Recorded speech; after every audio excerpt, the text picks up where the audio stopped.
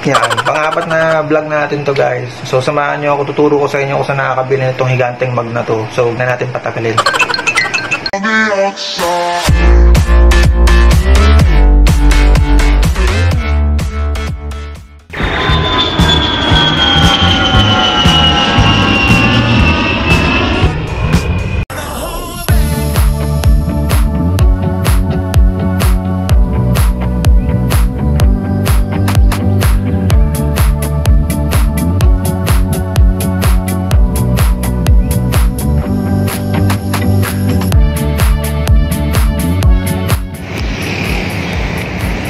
Guys, dito na tayo ngayon sa sa Singapore.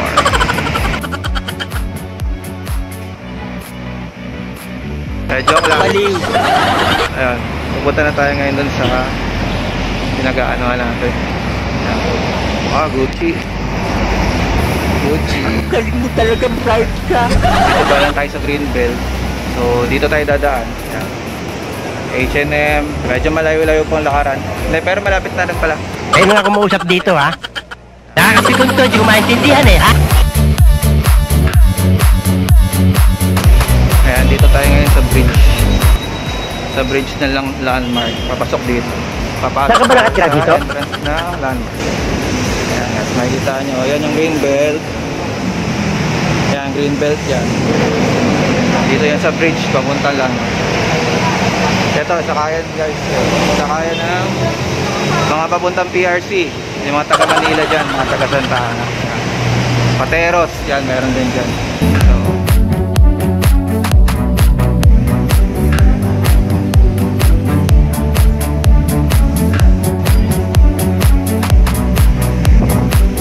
ayan guys, dito na tayo ngayon sa landmark, sa loob. Dito na yung floor kung saan natin yung siya bibilin. Nasa second floor siya. Ito siya. Kita niya sobrang laki niya. Tara dito. May tatlo siyang design. Ayan yung tatlo niyang design. Ay, mayroon pa pala siyang apat na design. So, bali, apat design. Ayan. Yung isa nasa bahay eh. Nabili ko na actually yung isa. Ayan. Itong itatlo. Ito yung mga ibang design nila. Tingnan niyo siya kung gano'n siya kalaki ha.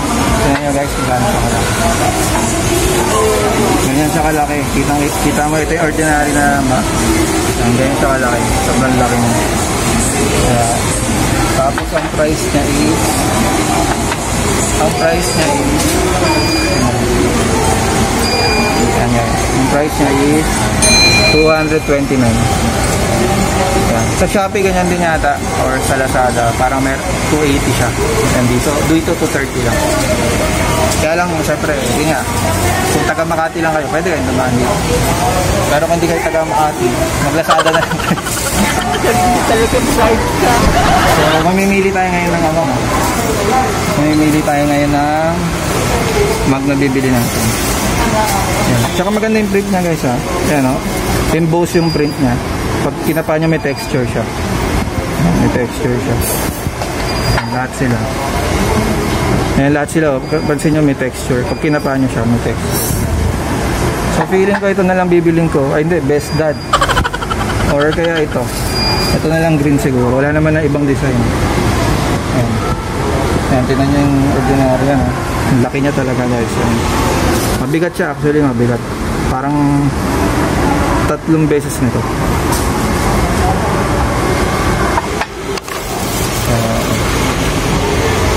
Ito na lang siguro bibili natin.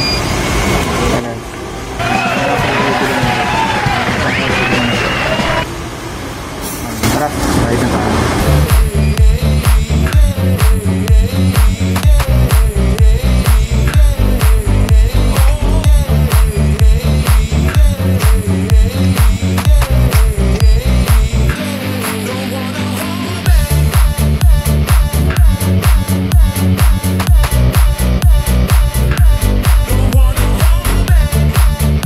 Ayan, nakauwi na tayo. Papakita ko ngayon sa inyo yung nabili natin isang mug dito. Yung wala dun sa landmark natin. Yun. Nakikita nyo, ito yung wala dun sa landmark. Yan. Ito yung nabili natin sa landmark. Ito yung ordinary mug eh. Ito yung ordinary mug. Tingnan nyo kung gaano siya kalaki. Ano? Gaano siya kalaki. Sobrang laki niya. Konting kaalaman lang guys regarding sa mug printing. Marami kasi klaseng guys ng mga print sa mugs. Like ito yung una-una, ito yung sublimation. Ito yung normally na makikita nyo sa mga occasions like anniversary, debut, wedding, binyag, kung ano-ano pang mga occasions. Yan yung print na makikita nyo lagi mga pang souvenirs nila.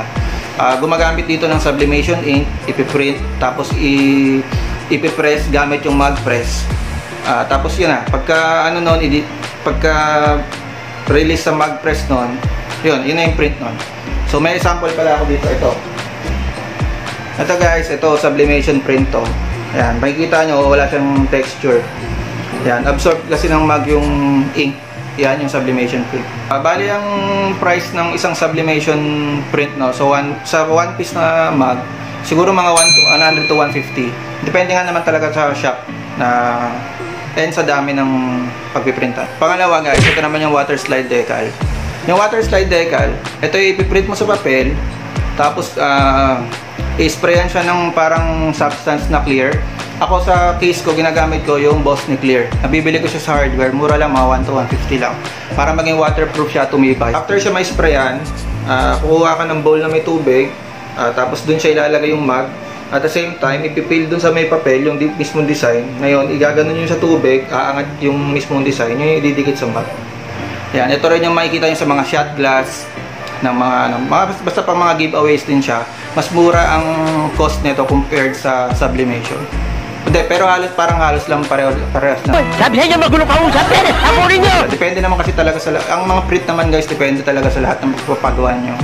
Yung mga shop na kasi merong mahal yung sumingil, merong mura. Yan, depende naman talaga yan.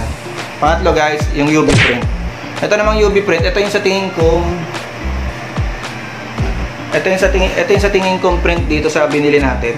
Kasi may siya, may texture siya. Ang UV print kasi guys, yung nagpi-print dito, yung makina na siya. Parang ito yung makikita mo, parang may laser na habang nagpi-print siya, yan, nakaganyan siya, tapos yung laser yan, piprint siya.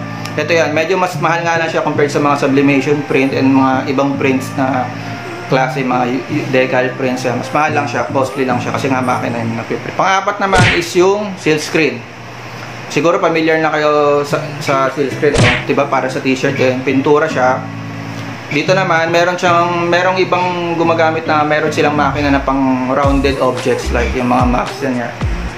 Yan, yun na yung ihagod mo, pintura siya, tapos may squeegee ka.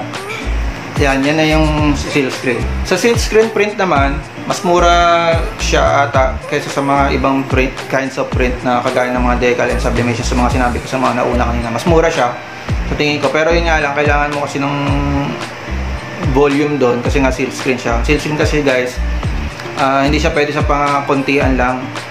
Minsan talaga kailangan number of pieces talaga, yung quantity talaga niya ang lalo na sa mga t-shirts sa ang seal screen, volume talaga minimum number of orders talaga sila. Lima naman natin guys, ito yung sticker. Ngayon sa sticker naman, inuukit ng makina yung design, kailangan dito ng isang cutter platter. Ayan, yung design i-program mo sa computer, tapos yung makina mismo uukit dun sa design, tapos ididikit mo sa ito rin yung mga most likely nakikita natin sa mga occasions. Yan, mga souvenirs din, mga tumbler. Yan, may mga ganyan, may nakasulat na pangalan, mga personalized na pangalan. Yan din yan, yung sticker. Ayan. Actually, marami pang klaseng print, pero hindi na natin i-discuss. Sayang naman. Kasi, yun, medyo haba lang talaga yung natin about sa, siguro some other topic na lang natin i-discuss yung mga klase ng mga printing at iba pa. Yan. Paalala nga pala sa mga magulang tsaka sa mga adult, lalo na may mga bata, huwag niyo papahawak basta-basta to kasi medyo talaga mabigat siya. Hindi siya normal na, gaya ng mga normal na size ng mug na yung bigat lang. Kaya pa. Ito medyo mabigat talaga siya para sa mga bata. Kaya, ayun, pag nahulugan talaga yung mga bata na sa paa nito, talagang goodbye paa talaga. Hanggang dito na lang tayo guys. Sana may mga natutunan kayo sa video natin. And sana bumili na rin kayo ng giant mug natin. Pwede nyo pang grupo, pang kape, pwede nyo pang inuman. Hindi kita kaano-ano ha? Pang beer. Pwede nyo gawin tabo pang kasi sobrang laki talaga. Pwede nyo ipang buo sa parang tabo. Baliw. Ayan, so don't forget to like and subscribe guys para sa mga susunod pa nating video. Marami pa tayong video. Kaya subaybay lang kayo. Salamat.